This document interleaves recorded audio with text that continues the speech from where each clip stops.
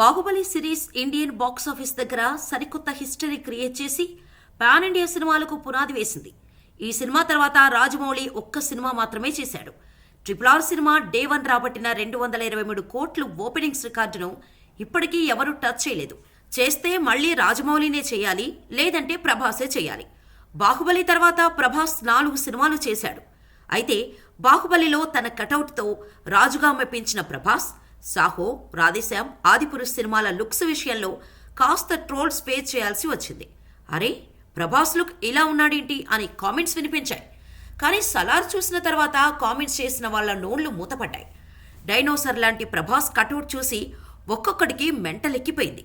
అయినా కూడా సీజీలో మేనేజ్ చేశారు అని కామెంట్స్ అక్కడక్కడా వినిపించాయి. అలాంటి వారికి ఆన్సర్గా ఇప్పుడు సలార్ మేకింగ్ వీడియో ఒకటి బయటకొచ్చింది. ఇందులో ప్రభాస్ సాలిడ్ కటౌట్తో మస్తున్నాడు.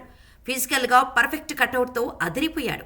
సలార్ క్లైమాక్స్లో విజిల్ వేసిన మేకింగ్తో పాటు డైనోసర్ అంటూ ఎలివేషన్ ఇచ్చిన హ్యాండ్తో ఒరిజినల్ డైనోసర్ని చూపిస్తూ మేకింగ్ వీడియోని రిలీజ్ చేశారు.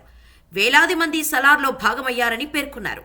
సలార్ కోసం చిత్ర యూనిట్ ఎంతలా కష్టపడ్డారో ఈ వీడియో చూస్తే అర్థమవుతోంది.